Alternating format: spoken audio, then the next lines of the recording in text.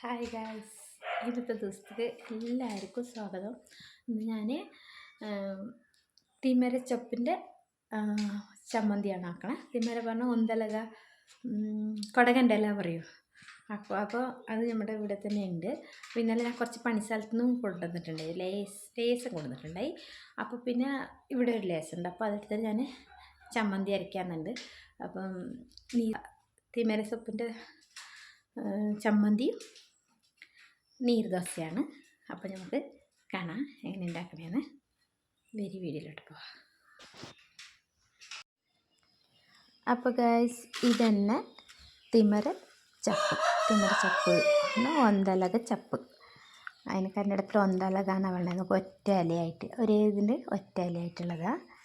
അപ്പോൾ ഇതിന് ചമ്മന്തി അരയ്ക്കാൻ പറഞ്ഞിട്ട് ഞാൻ എടുത്തിട്ട് വന്നതാണ്. അപ്പോൾ വേരടക്കം വേണമെങ്കിൽ ഇത് പറിച്ചിട്ട് നല്ലോണം കഴുകിയിട്ട് അരയ്ക്കുക.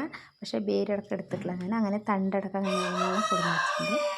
അപ്പോൾ ഇത് നമുക്ക് ചമ്മന്തി അരയ്ക്കാനായിട്ട് എന്തൊക്കെ വേണം പറഞ്ഞാൽ, ഒരു 3 പച്ചമുളക് എടുത്തിട്ടുണ്ട്.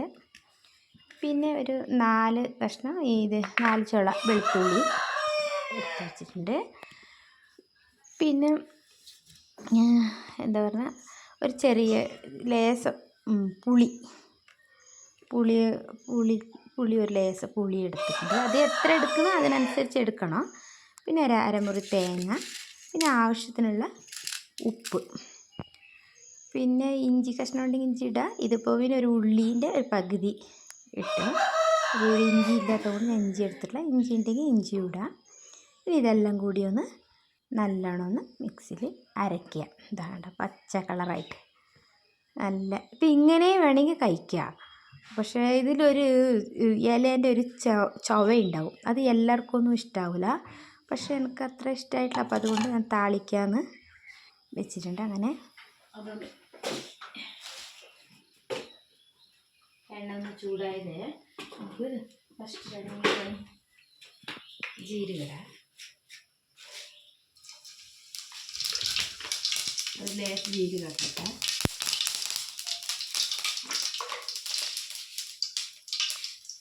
അതേപോലെ ലേശം കടുക്,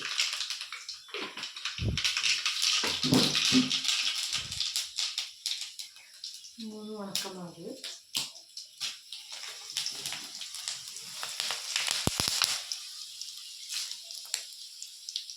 പിന്നെ കരിവേപ്പില ചപ്പ്,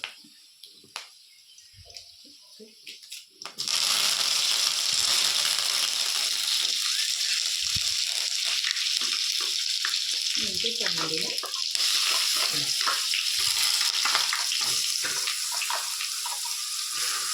ഈ ചമ്മന്തിയിൽ അങ്ങനെയും തിന്നാം. അതൊരു പച്ച ചവയുണ്ട്. അപ്പോൾ അതിനിങ്ങനെ താളിച്ച തിന്നിലേക്ക്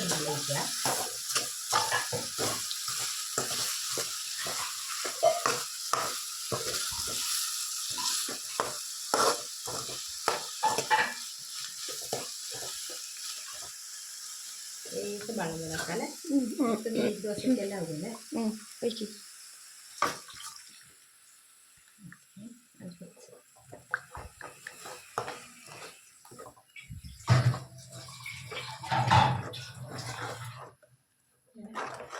കൊടുക്കുമ്പോൾ കറക്റ്റാവും. പുട്ടിന് നോക്കട്ടെ, 4 ലേശം കൂടി ഇടാം അല്ലേ.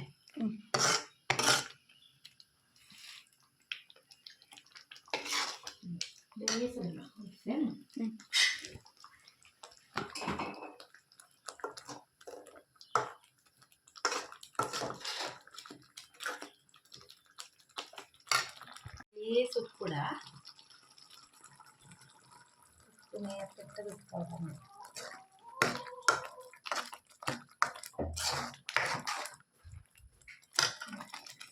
ചമ്മന്തി റെഡി. ചമ്മന്തി നമ്മുടെ നീർദോശയ്ക്ക് നല്ല നീർദോശ ഉണ്ടായിരുന്നു.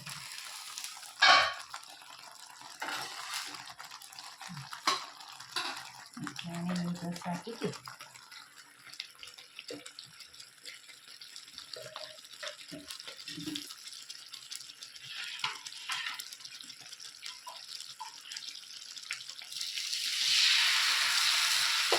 കണ്ടിട്ടില്ല.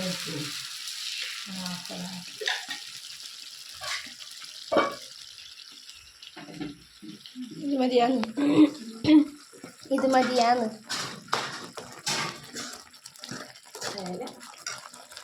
ഇതാക്കട്ടെ.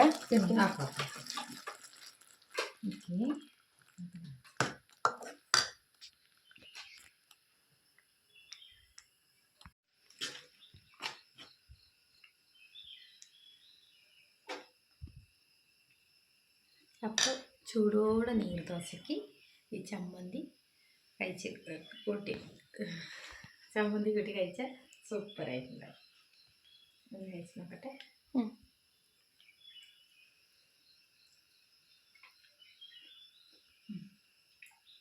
സൂപ്പറായിട്ടുണ്ട്. അപ്പോൾ ഗൈസ്, തിമരച്ചപ്പിൻ്റെ ചമ്മന്തി സൂപ്പറായിട്ടുണ്ടായി.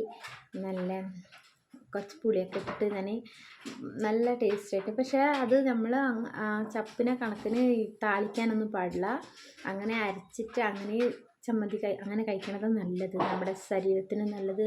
കുട്ടികൾക്കാണെങ്കിൽ മെമ്മറി ശക്തി ഉണ്ടാവും, വലിയവർക്കും നല്ലത് തന്നെ.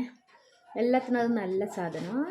പിന്നെ എന്താ പറഞ്ഞാൽ ഞങ്ങൾക്ക് അത് അതിൻ്റെ ടേസ്റ്റ് അത്ര ഇഷ്ടപ്പെടുന്നില്ല. അങ്ങനെ പച്ച അത് തിന്നുമ്പോൾ ഒരു പച്ച ചൊവയുണ്ട്. അതുകൊണ്ട് ഞാനതിനെ ഒന്ന് താളിച്ചു. താളിക്കണേയും കാട്ടിയും അങ്ങനെ കഴിക്കണതാണ് അതിന് നല്ലത്.